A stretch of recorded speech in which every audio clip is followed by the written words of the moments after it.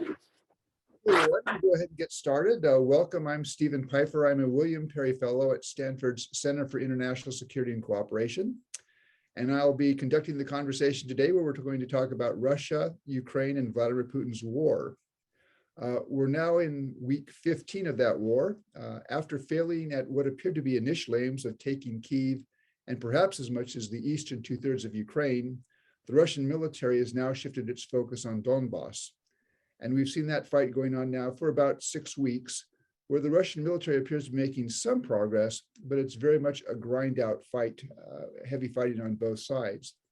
And at least in the view of the Department of Defense and the US intelligence community, the most likely scenario now seems to be that the two sides might get into a war of attrition. So what we want to do today is look at Vladimir Putin. How did he get things to this point, and where might he try to go? And to help us understand this, I'm delighted to have a conversation with my Brookings colleague, Fiona Hill. She is a senior fellow at the Center for the United States and Europe at the Brookings Institution. She's done 2 tours in the US government, first from 2006 to 2009, when Dr. Hill was the National Intelligence Officer for Russia and the post-Soviet space. And then from 2017 to 2019, when she was a Deputy National Security Advisor with responsibility for Europe, including all of the post-Soviet space at the White House. And I'll say that she's one of the smartest people I think there are in America, or in the West in general, on Vladimir Putin. And I would highly recommend the book that she co-authored a number of years ago with an updated version, Mr. Putin, Operative in the Kremlin. She's also written a more recent book, There's Nothing for You Here, Finding Opportunity in the 21st Century, which is also a very good read. So we're going to do this as a conversation, a few questions to pose. And then I will open it up. Please put your questions into the Q&A function, and we'll try to get as many as we can. So Fiona, let me start off. Last summer, Vladimir Putin apparently had some time on his hands, and he published this long essay about Ukraine. And then he reprised many of the themes in that essay in this long speech he gave on February 21, 3 days before the invasion of Ukraine began. So can you talk a little bit about how does Putin see Ukraine? What's that Russia-Ukraine relationship that he's looking for? Well, it's very clear from everything that Putin has written, everything that he's said, and frankly, from his conduct for quite some time now, that Putin does not see Ukraine as a separate country. And if we recall back in 2008 at the NATO summit at Bucharest, Putin told George W. Bush, George, Ukraine isn't a real country. Part of it's in Eastern Europe, and part of it was given to us. And this, really very sadly is the frame in which Putin looks at things. He is a self-taught student of Russian history. He's come to the conviction through his own readings of Russian history back in 2011 during one of these Valdai discussion groups. We were told by Dmitry Peskov, Putin's press secretary, that Putin reads all the time. He doesn't just read anything all the time, he reads Russian history. He doesn't read world history, international history, European history, he just reads Russian history. And from that reading of Russian history, Putin has convinced himself that Ukraine is the intrinsic borderland of Russia. It's also the cradle of Russian civilization, and that Kievan Rus, or Kiev, going back to the medieval period, back to the 10th century, is really the founding moment of Russia as a state and as an empire. Now, most historians, and I'm a PhD in history, and many people out here are probably listening to that, always know that history, particularly if you're going back into the annals, the deep annals of history, has to be taken with caution. When you talk about the chronicles of Nestor, as Putin does, going back to monks, just like if we were talking about these in Britain or in Ireland or elsewhere, this is one person writing their own version of history, either in the moment about the things, the ways that they interpret things from a very narrow vantage point, or sometimes at the command of a local leader to write their version of history, as we always, hear, the victor's version of history, or sometimes, in the case of like Tacitus, the famous Roman historian, things were written a lot of time after the fact on basically oral histories or other documents that were passed down. Now, of course, modern historians do that too. But Putin, this is one man's filter of history, his kind of version of what he's been reading. And also it's kind of intrinsically tied to his own self-identity.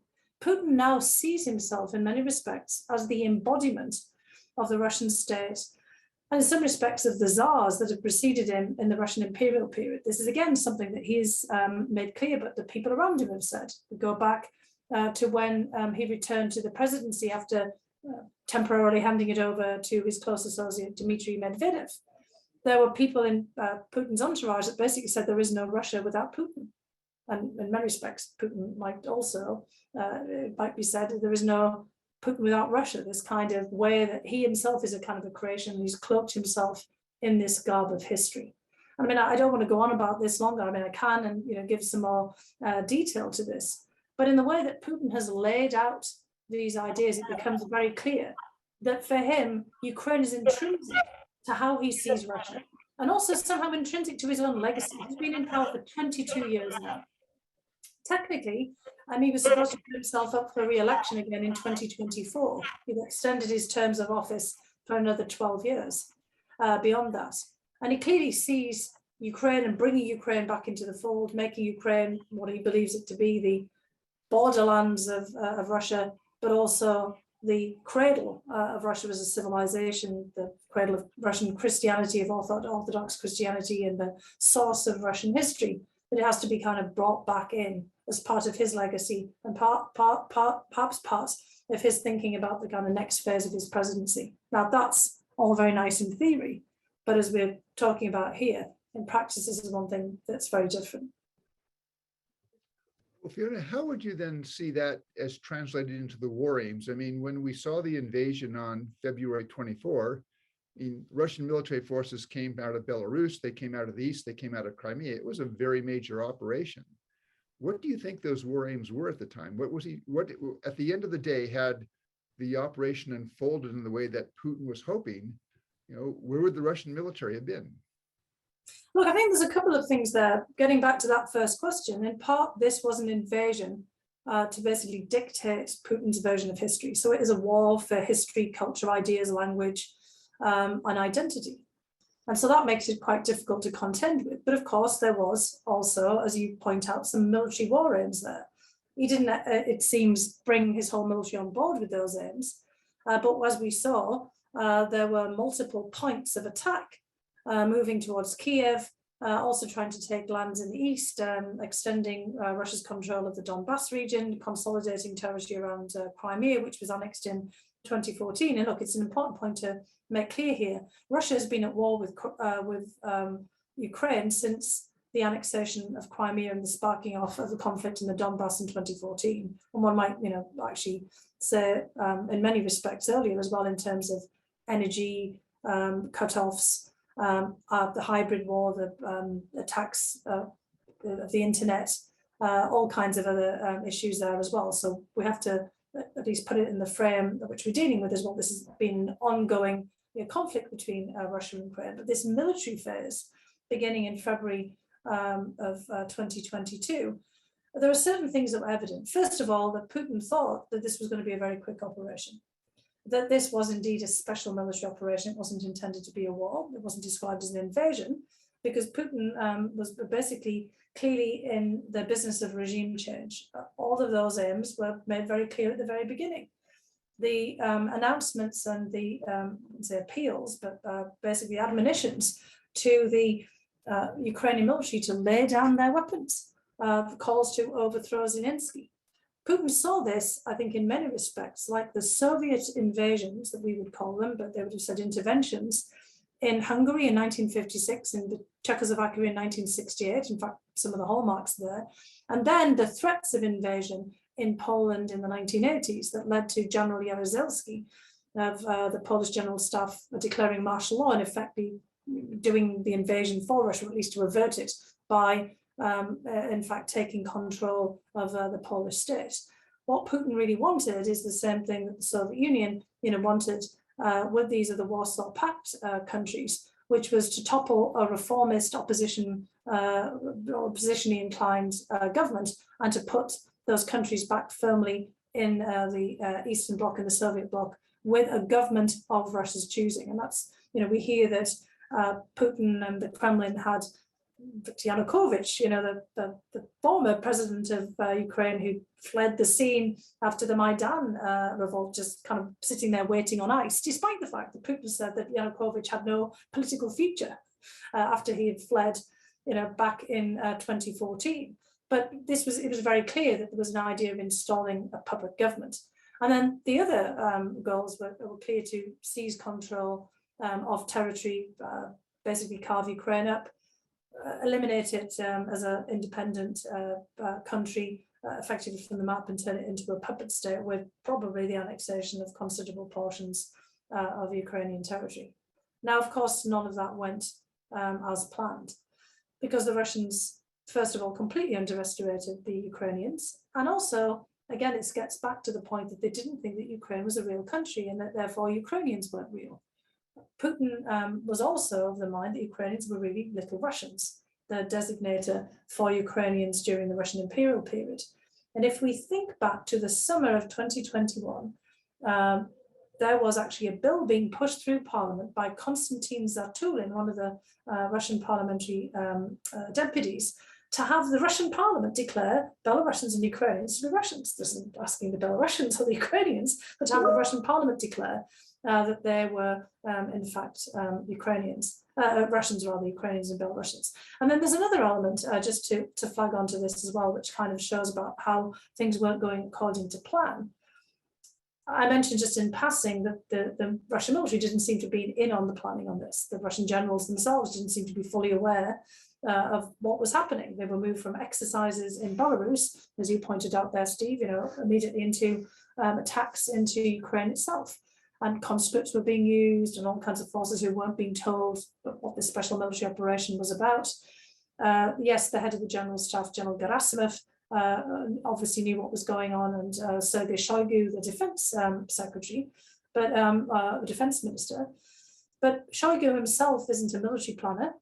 He is a former civil engineer and the former Minister of Emergencies. And again, instead of really this being war plans, it also seemed that the FSB, the Federal Security Service that handles domestic security, was one of the main instigators of the war. And this is also significant because the FSB, not the SVR, the Foreign Intelligence Unit, had Ukraine and all the former Soviet republics still under their jurisdiction, showing that Russia thought of Ukraine, as well as Belarus and Kazakhstan and other countries, as a domestic issue. So Putin clearly, getting back to your first question, never thought of Ukraine as a separate entity in the whole period of Ukraine's independence from the Soviet Union. It's all about bringing Ukraine back into the fold one way or another, into the Russian fold. Well, let me ask this, because I look back at the last 3.5 months, and what I see are a series of major miscalculations by the Kremlin. The underestimation regarding the fact that Ukrainians would fight. I mean, had you asked, I think, anybody in the West who follows Ukraine, we would have said they will fight. We may not have predicted they would have been as effective, but that seems to have been a surprise to the Kremlin. Likewise, the strength of the NATO reaction, the strength of the sanctions seems to have been a surprise, and there seems to have been a significant overestimation of the capabilities of the Russian military. What explains these miscalculations? I mean, it does look like sort of a string of miscalculations that have made this, in some ways, something of a disaster for the Russians. Well, I think, some of the things we discussed help to explain this. I mean, the fact that, again, Ukraine wasn't taken seriously. It's taken as part of a sort of a domestic issue. And it's also clear from the intervention that there was thinking that this was a policing issue. We saw that not just the military was amassed there to be sent in, but coming quickly behind it was the Roskvardia, the National Guard, who are involved in policing. We also actually discovered recently that several hundred members of the National Guard, the Roskvardia, had refused to actually go into Ukraine because they saw it as more of a kind of a wartime scenario, and that wasn't their job. And they were dismissed from the service, and actually some of them have got a legal claim against the Russian state, wanting to be reinstated. And they have no intention, though, of being part of a war, again, or a special military operation, because that's not what they do. They do more policing. So you can kind of see here just this thinking, this fairly rigid thinking about what the Kremlin was dealing with here. Now, there are a couple of elements that I want to flag, because I think that the Russian government, the Kremlin, Putin, haven't actually changed their thinking. They still think this is a special military operation. And they are pretty convinced that the only reason that the Ukrainians have been able to fight them off is because they've had a lot of outside assistance. So, I mean, we would say, well, no, the Ukrainians, like you said, they've fought themselves. This is the Ukrainians doing the fighting. But the Russians are pretty convinced that they're getting lots of technical assistance, training. Maybe there are also Western forces fighting for Ukraine. They've been making these claims for quite some time. Just like in the case of Maidan and the Ukrainian protests, or before that, the Orange Revolution going back to 2004, they couldn't believe that the Ukrainians were spontaneously protesting, that this had to be instigated by the CIA, by the West, by external forces. This is a common refrain, and I actually think they believe it, because they don't believe in people power and individual or group agency. And so, part of the calculation of the Russians is that Ukraine would not be able to fight them off, and would not have been able to fight them off without a very considerable support from the West in terms of material and equipment and armaments, but also economic support as well. And then when it comes to the second part of your question there about the West, yes, they've been somewhat surprised. But again, they think we're not in for the long haul. And so part of the issue that we're dealing with now is putting to one side the initial shock and surprise, the constant underestimation of the Ukrainians that continues, and of the West's ability to keep this up. We kind of run into the Russia's constant overestimation of themselves, just as we often overestimated them as well in their military ability. They still think that they will prevail. That, and again, getting back to the point I've just made, that the West will just crumble, that we won't have the stamina for a long war, that our own political contradictions will result in a lot of popular sentiment against the war, that there'll be fatigue in the West, that rising inflation, rising energy prices, political cycles with the midterms in the United States and the political cycles elsewhere in Europe will reduce our resolve, and we will crumble, and the support for Ukraine will dissipate. So all they've got to do is wait us out. So that's also part of that answer to the question, that I think the Russians continue to underestimate the Ukrainians and believe that they have made the right assessment. And they continue to perhaps overestimate their own abilities, not just their military abilities, because I think we know from many of our colleagues who study the Russian military that they've still got a lot that they can throw at this, but also their own kind of capacity for pursuing this war and making incremental achievements. And look, I think at this point, initially when they went in, their desire was to get this over quickly, keep Ukraine and its infrastructure intact, topple the government, and then basically incorporate Ukraine into the Russian economic and political space, some of it directly through annexation, and the rest of it through having a puppet government in place. But now I think that they've gone into that full-on Bashar al-Assad Syria calculation, which is okay, fine. If they don't want to be Russians, and this includes Russian speakers in Ukrainian, so be it. Then we're just going to reduce the place to rubble. And it's a lot easier to control rubble than it is to control rebellious people. Because we've often said that the Russians didn't have the force to hold and control a country that had a massive resistance to this invasion. I mean, again, the Russians didn't see, as you said, that resistance coming. But now if people want to resist, then those who want to resist, they can go off and be refugees somewhere else and destroy the actual resistors, the Ukrainian military. And if they've reduced the place to rubble, which is sparsely populated, all the easier to control. And then they'll focus on restoring critical infrastructure that helps bind parts of the territory they intend to annex together, and for that to be able to be supplied from Russia. And there's a very cold, calculating, and I think cynical approach to this at this point.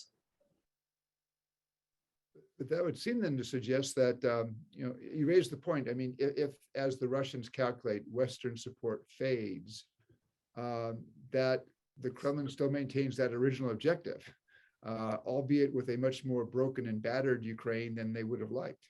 Is that? Yeah, I'm afraid so. Yeah, I mean, I don't think that the goals have changed. The calculations have changed, but it's different kinds of sets of calculations to get that same answer. It's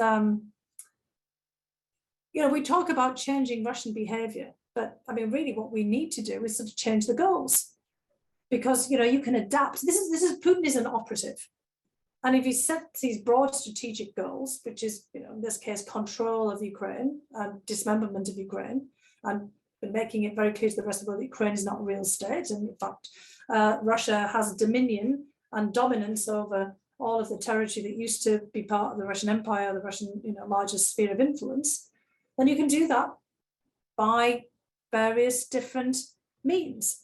If one operational line fails, try another. So for Putin, and this is why we keep hearing this coming out of the Kremlin, nothing's changed. It's just he's having to adapt, and he's trying to see, what we will bear, what we will do, and then kind of adapt accordingly. So yes, he will change his behavior, but what we really mean when we say get them to change their behavior is really to change the goals. And I don't see that right now, unfortunately. Let me ask a follow-up question. This comes from Perry Bloom, who asks, how high of a price in terms of Russian military casualties, economic fallout from the Western sanctions, loss of international standing is Putin likely to be prepared to pay in order to achieve those, pretty wide-ranging goals that you've outlined in Ukraine? And then what does Putin do if it does become clear that the West is going to hang in there, continue to support Ukraine, that the Ukrainians are going to continue to fight, that it becomes clear that those objectives simply are not achievable? What happens then? Yeah, I mean, it's the latter part of the question that is, obviously the really tricky part, because Putin's basically seeing how much he's going to have to pay. And, if I look back over the period of time that I've been in government, time and time again, we've seen that Putin is prepared to pay a much higher price for something that he values in the security realm than we necessarily anticipated. And that when it comes to security and Russian interests, others' interests that we would think from our perspective that would be very important tend to fade away. I mean, I've made the point, many people know this already, that the Russian word for security is безопасность. Of course, people know that, if you speak Russian, but it means without danger. So Putin wants to eliminate any kind of risk for Russia, and we all know that that's just not possible in this world. And so he's always making these security calculations about how to reduce risk to the bare minimum. And also, as I said about this hierarchy of goals, I'll just give an example. In the Trump administration, it was very clear that Russia really did want to sit down, Putin wanted to sit down with Trump to talk about the next phase of arms control negotiations, what would come after INF and New START if it wasn't extended. And there'd been an awful lot of preparation. Putin himself had put a lot of time into preparing meetings, and one of those was going to be in Argentina for the G20. And there'd been an attempt to do this during the armistice celebrations for World War I in 2018 in Paris. That hadn't worked, so Argentina and the G20 was the next, and Putin was all set for this. And then there was the incident in the Kerch Strait leading into the Sea of Azov, where the Russian Navy fired upon a Ukrainian naval vessel, then took the naval vessel, having injured and damaged, injured sailors and damaged the ship, and then seized the vessel and the sailors. And this is just literally within days of this meeting. President Trump, thinking that Putin really wants to have this meeting in Argentina, everything points in that direction, basically appeals to the Russians to let the sailors go. I mean, if not the ship, let the sailors go. And the Russians basically tell us to take a hike. And it becomes very clear from all of the machinations around this and then interactions with Russians on site in Argentina that basically sticking it to the Ukrainians, literally, because this is also in the run-up to the Ukrainian election, and President Poroshenko, who was going to be running again for election, was by now completely in the Russians' crosshairs, that basically teaching Ukraine a lesson, scuttling Poroshenko's election capabilities, and generally asserting their dominance in the Sea of Azov and in the Kerch Strait and the Black Sea was far more important than what it seemed to be. a pretty critical set of discussions about arms control. So time and time again, we see that Putin is prepared to pay a price for Ukraine and basically having his way in Ukraine. And right now, he obviously seems to think that this price is worth it. So yes, the casualty rate is pretty high, but we also see that the casualties are mostly coming from the periphery of Russia, including non-ethnic Russians from places like Buryatia and Central Asians. They've pulled back troops from the 201st Motorized Division in Tajikistan, for example, where you have a lot of Tajiks and others who have Russian passports and dual citizenship have been, kind of impressed into action and taking casualties. There are very few casualties from Moscow and St. Petersburg. He's very carefully crafted this as a special military operation. I mentioned before that there have been people refusing to go because, he knows that there's a kind of a political price that he might have to pay at home that he's carefully calibrating. But he is still prepared to pay the price in terms of casualties and, kind of throwing as much of the military strength at it as he already has. And there's still, more in reserve. The big problem will come, exactly as that second part of the question, when it's clear or becomes clear to the military commanders and those around him that they can't press further forward, that a stalemate emerges. And at that point, I do think that Putin will try to take an operational pause because then he'll be trying to recalibrate again. The goals won't have changed, but that line of the operation has proved impossible for the period. So he'll try to then basically perhaps have a ceasefire, a truce, but then to kind of basically figure out what more does he need to do. And there's also going to be political pressure. There's going to be encouragement for all of us to step back, cease and desist. That's what the nuclear saber-rattling is about. It's about using fear and instilling fear in Europe at large. He already warned President Trump in Osaka at the G20 meeting in 2019 that he knew very well that the Europeans, based on the Euromissile crisis of the 1980s, were very scared about nuclear saber-rattling. And he was intending to do it if we weren't going to find an agreement on INF or New START, for example. Now he's applied that to the Ukrainian theatre. So there's lots of tricks in Putin's book that he's going to try. And that is kind of part of our dilemma. But if he really, sees that he can't move forward, then, I guess, which is the thrust of the question here, do we start to see some pressure from inside of the various Russian security and military needs? And I think that really is a big question. We're going to have to watch very carefully for the various fissures and cracks. Clearly, these hundreds of Rosgvardia members who didn't want to go into Ukraine and have been suing the Kremlin, hundreds of thousands of Russians leaving. Obviously, Putin may say good riddance to them. In fact, he did in one of the speeches. If you want to go somewhere else, go ahead. If you don't want to be here and knuckle down and be supportive. But if others around him start to say, look, this is unwinnable, it may be that there was a hard line, as we saw that with Gorbachev as he tried to keep the Soviet Union together, back in the late 1980s and 1990, 1991, or there may be others who want to push things in a different direction. So there could be some tensions emerging there as well, but we're going to have to just look at this very closely. I can't say that I see a kind of definite pattern emerging just yet. Putin has been very careful to qualify this as a special military operation, which does have some costs in terms of mobilizing people. Do you see a point at some point where Putin might be desperate enough to, in fact, declare the general mobilization simply because the Russian military can't find the bodies to continue the war without that kind of declaration? Well, we thought he was going to do that around May 9th. There was a lot of speculation about it. That would have been a point to do it. It may be, as some of our colleagues, Steve, who are military experts, surmise that they will kind of do this by stealth.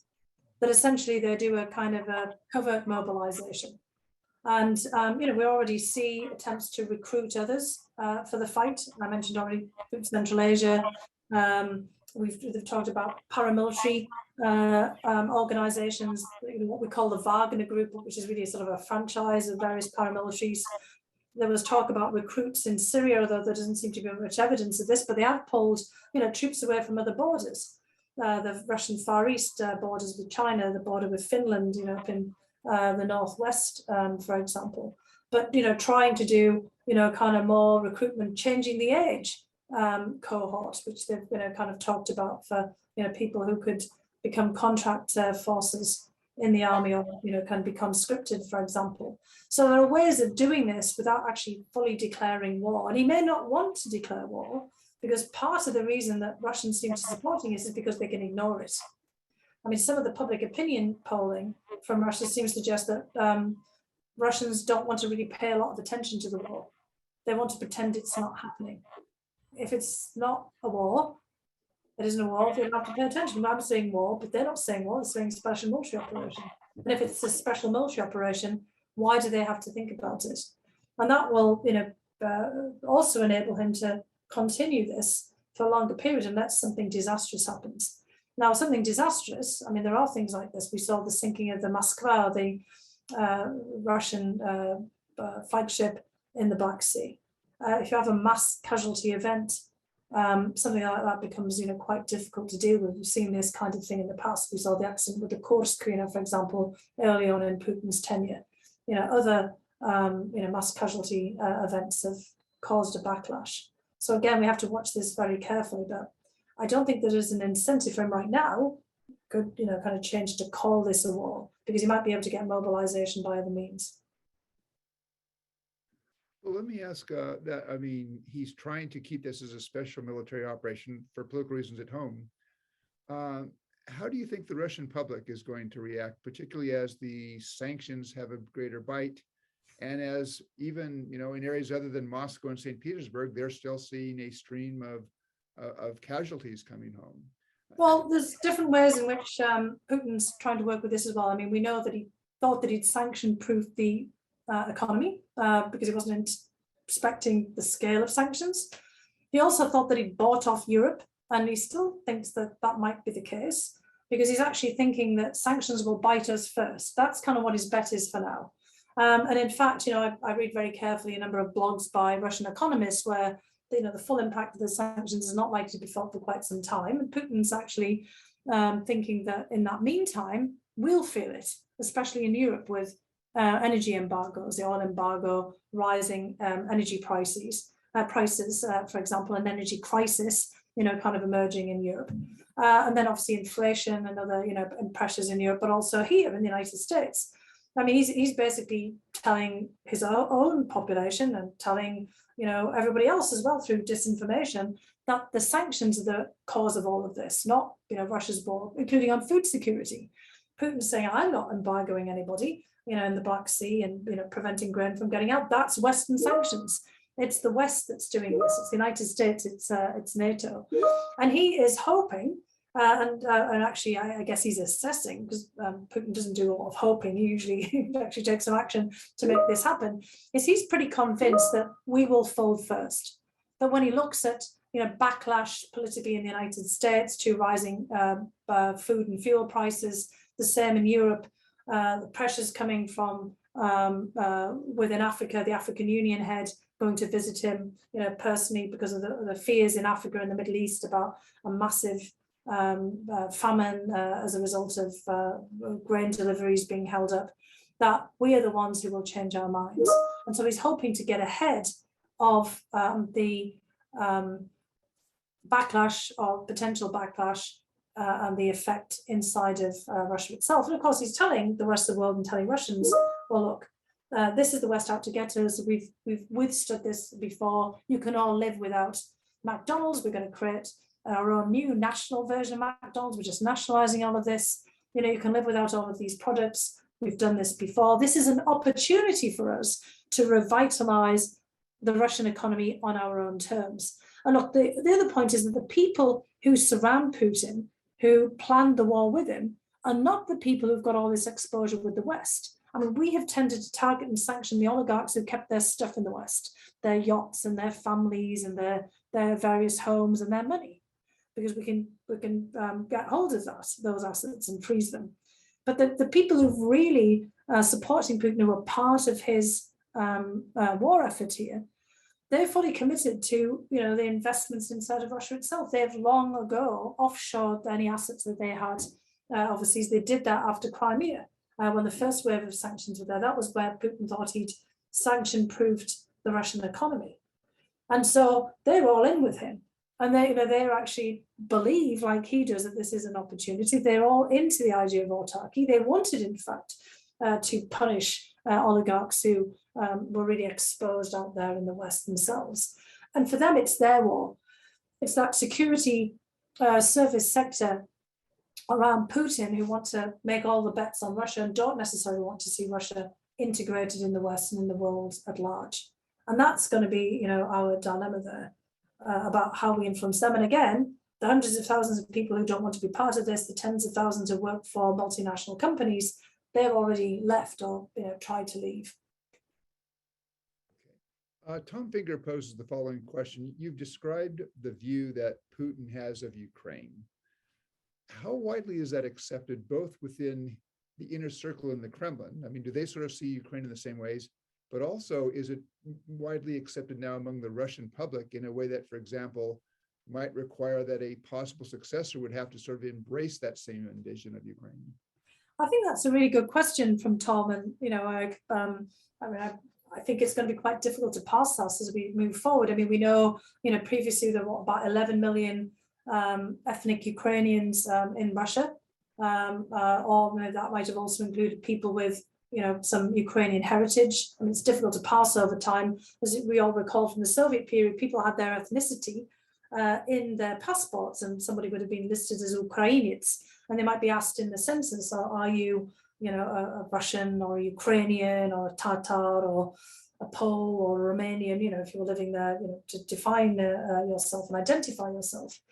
And I mean, clearly there's, kind of a lot of people there who felt like, Ukraine was something, separate and to be celebrated and part of their own identity. But there's also in and around the Kremlin, a lot of people who said, well, look, my grandparents are from Ukraine, or I was, born in Ukraine, like Mr. Medinsky, the culture minister, for example, who was sent off to negotiate with the Ukrainians. But they wouldn't describe themselves as Ukrainian. They'd say that they were, great Russians, or, kind of Russians who just happened to be born in Ukraine. And this is often a justification that you hear from people in and around the Kremlin. And again, I remember a time when I was there with Ambassador Bolton, the National Security Advisor, with his counterpart, Nikolai Patrushev. And Patrushev basically said, what's Ukraine to you in the United States? And Ambassador Bolton said, well, we actually have a lot of Ukrainians, people born in Ukraine in the United States. And Patrushev said, so what? So do we. But Ukraine is sort of part of our space. That the implication being just because they're born in Ukraine doesn't make them Ukrainians. And we have in and around the Kremlin again a lot of people who have Ukrainian heritage. And Putin's been saying, but so what? That's just a place of being born, and that doesn't really kind of affect your outlook and your identity. So I think sadly there are a lot of people around Putin who think the same way. Just at the popular level, I'm not sure. I mean, we also know that a lot of Russians went to stay in Ukraine and live in Ukraine because they wanted to have a different perspective. They didn't want to be in a country that was undergoing severe repression and looking back to the past. They wanted to look forward to the future. And I think back to the 1990s in Ukraine, so this is in Ukraine, not in Russia now. I was part of a group affiliated with the Harvard Ukrainian Research Institute when I was at graduate school. There was a lot of polling that was done. And I remember actually recently somebody who took part in that polling wrote to me to remind me of these polls. And where we couldn't really see a lot of difference in Ukraine in terms of attitudes of people who were Russian speaking, were born in Russia and had moved to Ukraine, or Ukrainian speakers, about their perspectives about looking to Europe. Pretty much in the 1990s, all Ukrainians were excited about the idea of Kiev being a door to Europe. Moscow is not that door. So a lot of people who had moved to Ukraine or were living in Ukraine were thinking that Ukraine opened different possibilities. It was closer to Europe. It was opening up a different future. And it didn't matter whether they were Russian language speakers. They were identifying themselves with a different future perspective, not with a kind of a past identification, if that makes sense. And I worried at the time that at some point, because this is in the period when Russian Duma members and people around Boris Yeltsin and the same people that surround Putin now were obsessed with the idea of Russians in the near abroad and thinking that Russians were stranded outside of the borders of Russia and needed to be brought back But many Russians and Russian speakers who were living in the Baltic states or in Ukraine and elsewhere were actually not feeling stranded. They were thinking that this gave them a different perspective.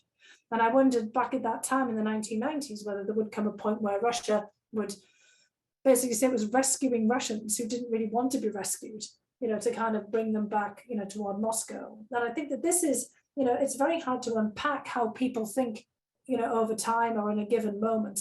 And I think we'll have to watch very carefully, about what Russians' views are. Right now, it seems to be very clear from opinion polling that Russians are supporting the special military operation and are feeling quite a bit of antipathy towards Ukraine and Ukrainians. And that the propaganda that's been propagated by the Kremlin about Nazis in Ukraine and rabid nationalists in Ukraine and Ukrainians being traitors and enemies has stuck. But how deep rooted that is, I can't answer that question right now. Let me combine a couple of questions here because they both touch on the theme of, say, NATO militarily getting involved. And one variant would be, how might Putin react if NATO were to reverse course and decide to impose a no-fly zone? And then the other one is, we have Russian Foreign Minister Lavrov in Turkey talking about the possibility of getting the grain out of Ukrainian ports. What if NATO were to say, okay, we are going to provide a naval escort to get those ships safely out and also to ensure that the Russians take no advantage? How would Putin react in those sorts of circumstances? Well, the more that NATO gets involved directly in anything from no-fly zones to busting embargoes, the more that this gives Putin the literal ammunition to say, this is a proxy war between Russia and NATO, Russia and the United States, Russia and the West over Ukraine, and over, basically the disposition of territory in Europe, or the divisions of Europe, or, it divides us into one camp over another. So my feeling on the matter is that when it comes to the embargo and basically trying to bust the embargo in the Black Sea and liberating grain, literally from Ukraine to be able to get it exported to all of the countries that it normally would be, this has to be a much larger international effort. And although Turkey is in NATO, we also know that Turkey has somewhat of an independent position there. And if Turkey were to, help to create a coalition that might include other countries, from the broader Mediterranean, for example, because it's countries like Lebanon and Egypt and Israel and many others are not NATO members that have a pretty heavy dependency, African countries as well as Middle Eastern countries that have a pretty heavy dependency on the grain. If the African Union, for example, was willing, to kind of contribute to a maritime effort, then that would really be very significant. So I think this has to be, global, because I think Putin is trying to depict this, and which is why the administration's been trying to step back from no-fly zones enforced by NATO as well, although we've actually seen that the Russians have been much more hesitant about overflights in this instance, because they haven't really had a lot of success of dominating the skies. So I don't think that's moot, but it's not quite the question that it was before. But I do think we have to avoid giving Putin, the ability to say, look, this is Russia versus NATO, and this is exactly what this conflict is about. Because we have to basically make it very clear to the rest of the world that they have a stake in resolving this as well. And I know your doctorate is in history, but let me ask you a question that probably would go more appropriately to a medical doctor. But Andrew Fuller asks, how credible do you think you are, the rumors about ill health for Putin? I mean, people have been speculating on this a lot the last year. Do you have a sense for, what his health situation is? I don't think he looks great, but I don't have any direct information on this, just to be very clear. I've commented before that I thought he looked quite puffy-faced in what he has done in the past, which indicates he could be taking steroids or some kind of medication. I think one thing that was interesting, which actually a friend pointed out to me, was during the May 9th commemorations of Victory Day, Putin had a blanket over his lap. And it wasn't a particularly cold period, and that's something that we haven't really seen before, with suggesting he was feeling a chill, more than he might have done in the past. And I've heard from many others who might have more information that they do feel that there's something more. But I don't want to speculate on what that might be. But that raises an awfully a lot of questions, doesn't it? First of all, I think all of us have come to the conclusion for a long time that Putin is the wild card in the system. He himself in 2007, 2008, when he handed off to Dmitry Medvedev, even said it's really dangerous for the country to have all power concentrated in the hands of one man. And he wanted to create this tandem arrangement. And he said that that was going to be something for the future, to devolve more authority to others in the system. The presidency in Russia is supercharged. There's no parliamentary oversight or parliamentary impact on politics.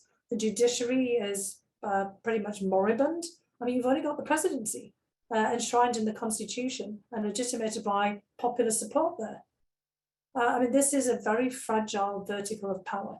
And if something happens to Putin, although there is a succession process, Mr. Mishustin, the prime minister, technically would step in. There's also a backup in terms of, in this case, Valentina Matvienko as the speaker. She's somebody who's kind of close to Putin, similar to in other countries. But that's not really a backup. We've had so much speculation for some time. Is he choosing a successor?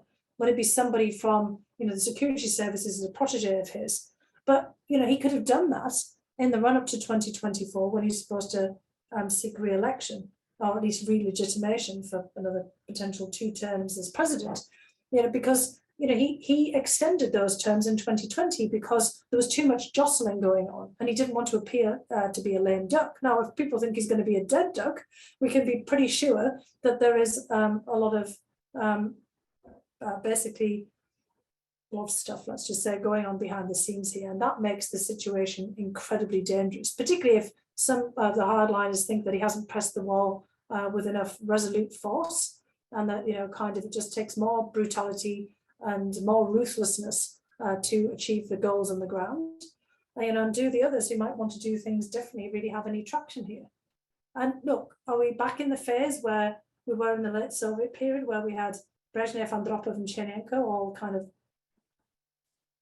rise and fall in a very rapid succession before we got to Gorbachev, and we've had lots of period of turmoil like this, and the implications from all of this are not great. This looks like a very uncertain period ahead if he is indeed sick.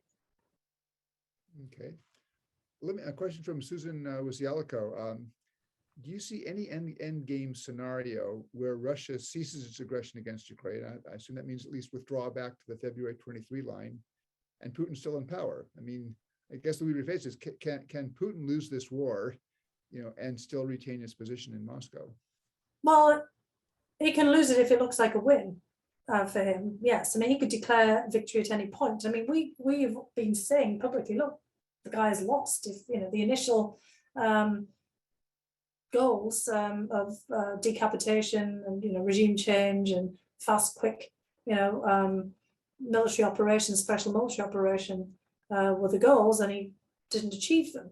But again, the broader goals of dismembering Ukraine, crushing it, wiping it, off the map as the Ukraine that it was prior to, let's just say, 2014. That can still be achieved. Annexation of Crimea, you've reduced all these places to rubble. You get a grip on Donbass, and then you call it a day and you call it a victory. Putin can do that. Now, whether it's bought at home is another question.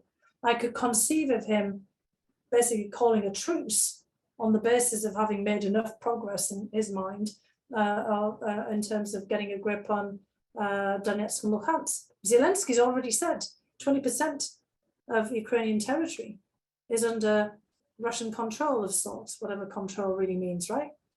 So Putin could say that's a victory. I mean, he can say the Nazis have been taught a lesson, even if it hasn't been thoroughly denazified. And then, he can, as I said, declare a truce and engage in some kind of negotiations that could be playing out for some kind of period of time. And if he's not sick, he could play that out. Now, the question still becomes one of 2024 and what happens in a Russian election. I mean, I could see out to that point, but then, that is a really dangerous inflection point in the Russian system. We saw that was dangerous in 2011 and 2012. So there's a lot of dynamics there, a lot of variables that I mean, I don't think any of us can really foresee.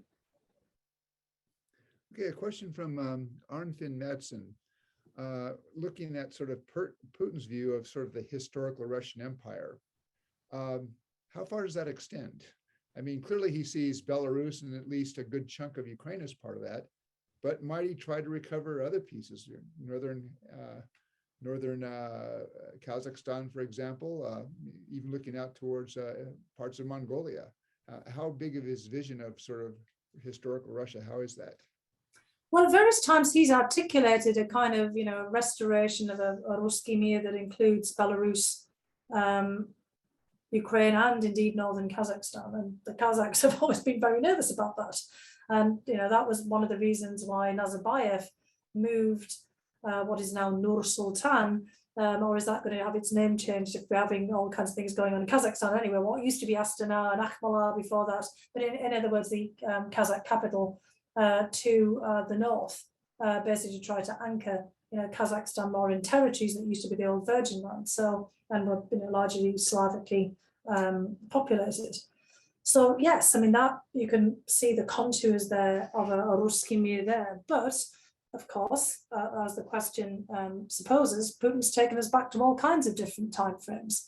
He's talked about Grand Prince Vladimir, who used to be Grand Prince Vladimir of Kiev, but is now Grand Prince Vladimir of Rus, and whose statue he has erected in front of the Kremlin, which would take us back to Kievan Rus, when the dynasty of the Rus, the Rurikid Viking, the Swedish Scandinavian dynasty, comes down the rivers and establishes themselves there, and the contours of the lands of the Rus seem to be part of this. I also wonder, with this battle for dominion in terms of Russia wanting to be the last empire standing in Europe, whether he's kind of thinking back to the period of Poltava and Peter the Great, with a battle which rolled back the Swedish Empire, which of course did include Finland and the Baltic states and large swathes of territory in modern Ukraine. But at that point, of course, the Ottomans occupied, quite a bit, or at least had suzerainty over southern parts of Ukraine that were later, annexed by Catherine the Great. I would just basically say that Putin's mental map of Rus, of Russia, extends to all of those territories. And now, does it mean that he wants to incorporate them? No, I don't think he does, in fact. I mean, but does he want to have dominance over them? Absolutely, yes. So there will be political pressure applied if, he feels that he's made some success on the ground. Now, but if we go back to February 23rd about what he thought he might be doing, it was very clear that, basically restoring Russia's writ over Ukraine was critical. And if he'd succeeded with a special military operation, no doubt he'd be menacing the Poles and the Finns and the Balts. That's actually one of the reasons why Finland has decided that they want to be part of NATO, and why the Balts and the Poles have been so assiduous in their support for Ukraine. They saw that coming. So I think that is, kind of part of what we're dealing with here. Putin is basically saying there can only be one empire left standing in Europe, and that's Russia's. And he sees the United States as an empire. That's the problem that we're always having here in our frames of reference and the way that we talk about this. In December of last year, when the Russian Foreign Ministry, we've all forgotten this now because it seems so long ago given everything that's happened, but submitted those two documents to NATO and the United States, it was very clear. They wanted NATO out and they wanted Russia out. And many Russians are telling interlocutors that they now see this as their opportunity to define European security on their terms, not on our terms, not on compromise with our terms, but on their terms. And those were the maximalist demands that were laid out in those two documents that were presented to the United States and NATO back in December of 2021. Okay. A question from Mate Lomonosov. Navalny, I mean, this was the big opponent of Putin. Is that movement now dead? Has the Russian state been able to sort of significantly shut that down, either arresting people or driving them out of Russia, so that there really is no more internal movement as Navalny was seeking to build a couple of years ago? Well, that's definitely their aim, and that's what Putin, probably thinks that he has done. But, that's kind of then the question for the future, right? I mean, I do worry about Navalny. He's still being able to make pronouncements. I mean, he's still setting an example by his own courage and his own, sort of determination to survive and to prevail. But as has been said, there are now tens of thousands, hundreds of thousands of people outside of Russia. And the question is really what that Russian, I don't want to call it a diaspora because many of the people don't want to be part of the diaspora. I mean, I ran into one of our mutual colleagues who has left Moscow, and they said, I don't want to be part of the diaspora. I want to be part of Russia's future. I haven't left because I want to leave. I've been left because I'm forced to for now. But I want to be part of the future. I don't want to be part of Vladimir Putin's past, because Putin is really, this is all about the past. He's shaping the present with the past, and he's offering a future that's based on a past that really doesn't even exist, a past his version.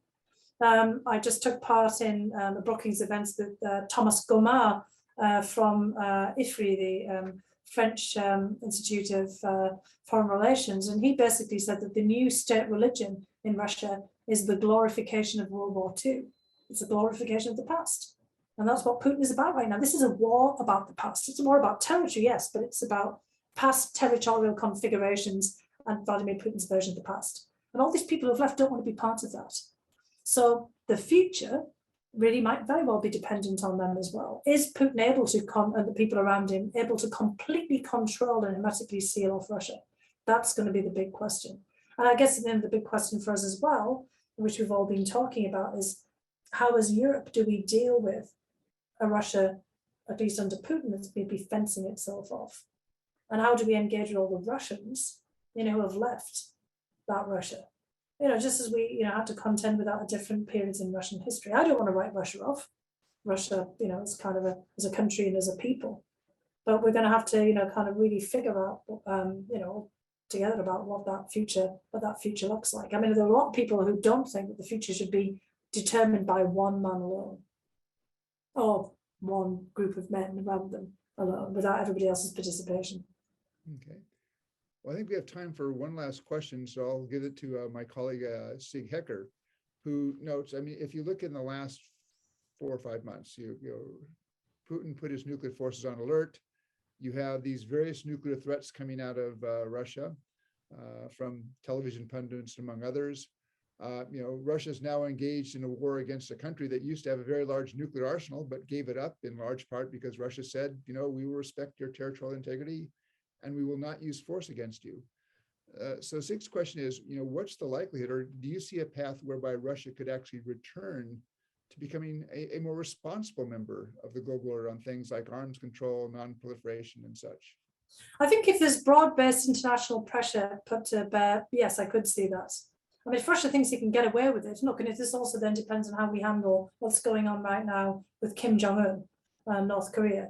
Because, I think Putin's gone all Kim Jong-un on us. I mean, basically, he's doing something the Soviets never did.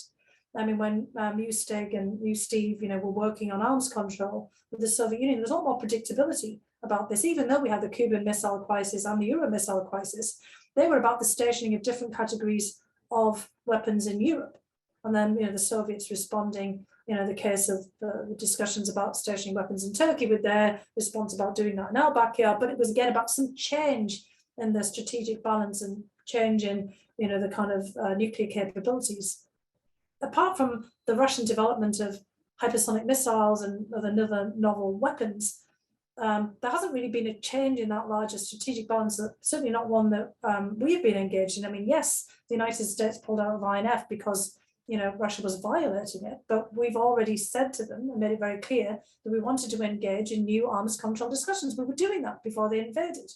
And in fact, the Biden administration was very quick to extend the New START treaty. So there is a framework there for the Russians to engage back in again, if they choose to. But Putin is choosing to blackmail us, the world, actually, not just Europe and the United States, with the threat of using a nuclear weapon, just as Kim Jong-un is doing. And, of course, we're trying to negotiate with Iran over the future of their weapons program, now really worried that they're at breakout stage. So all of these things are in fact interconnected. So this is incumbent upon us, and Stig Hecker and Steve Pfeiffer and many people at Stanford, who work on all of this, for a living and have worked in their careers. We need to really come up with, a way now of getting back to international discussions of strategic stability and about how we manage the nuclear arena. I think China has to be part of that. France and Britain as nuclear powers, but also India and Pakistan and others. I mean, this is what Putin is doing, is destabilizing the whole nuclear strategic balance on a global scale as well. And getting back to that whole point about Ukraine giving up strategic arsenal that it had inherited by default from the collapse of the Soviet Union, also Kazakhstan and Belarus, and as you said, being guaranteed, or assured, let's say, that there would be no untoward consequences from this. We've really put ourselves in a very difficult position. We were supposed to have the non-proliferation treaty review. I think proliferation becomes more inevitable based on what Putin is doing here. I don't think any of the current nuclear powers are interested in that, Russia itself included. So could we work with others to, kind of basically get Russia back to a different place? Now, it's hard to envisage these strategic stability talks taking place while Russia is marauding all over Ukraine. But I think that can be, part of the push. And I mean, yes, we do need to be able to engage on this. There's also, climate change and pandemics. I mean, there are all kinds of existential issues here that we do have to talk to them about. And in fact, many other, country leaders have pointed out that while we're all fighting with each other, the world's burning. So we need to start to think about how we can, shape a larger frame here. And in a way, Putin through the war in Ukraine is blackmailing everybody, and putting at risk much larger existential global priorities because of his obsession and fixation with Ukraine and with his version of Russian history. I can't just resist asking just one last quick question, which is looking at, and I think you're exactly right. I mean, despite huge differences between the West and Russia over Ukraine, there are issues, controlling nuclear weapons, climate change, controlling pandemics, where there is a shared interest in trying to, manage those problems. How hard do you think it will be for Putin to talk to some of his Western interlocutors now? And I have in mind, in particular, President Biden, Prime Minister Johnson. I mean, there have been some things said. Could Putin actually then switch back into a more cooperative role, or are we in a situation where that kind of dialogue is going to be very, very difficult?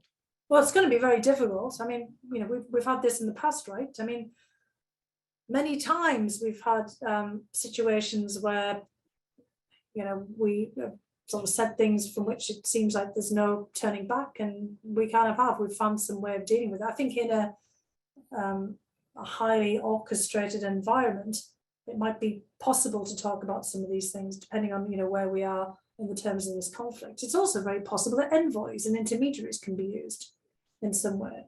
Although it's also hard to say that, because when the Finns, decided to join NATO, or to make the appeal or the application to join NATO, their president basically said, this is somebody who, President Macron was talked about 100 hours of, talking to Putin recently.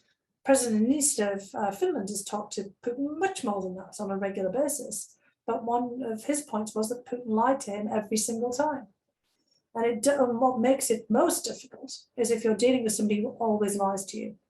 Now, there is different categories of lies in the Russian case. There's lies when, there is that word vranyon. We have a great article that Chris Bort at the Carnegie Endowment wrote about, this kind of strategic use of lying, kind of in the Russian system by somebody like Putin. A lie when everybody knows that you're lying and that they know that you're lying.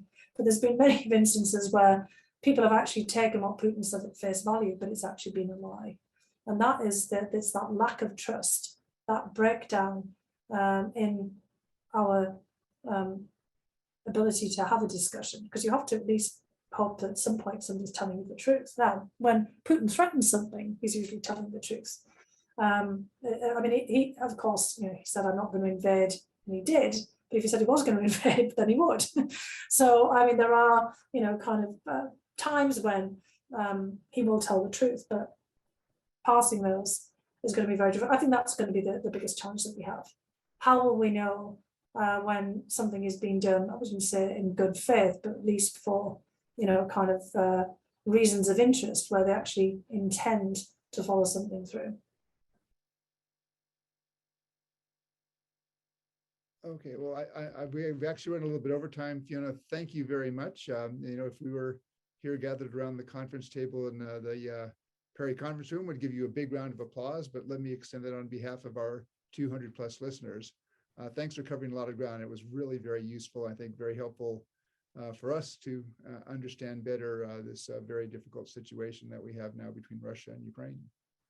No, well, thank you so much. It's always kind of great, being given the opportunity to have a talk to you, Steve, and with everyone else. And looking at the backdrop of Stanford behind you, I can only wish that I was in Stanford right now. But anyway, hopefully, in the future I will be. And thank you to everybody as well. This has, really been great to have this opportunity. Thank you. Thank you. All right, take care now. Bye.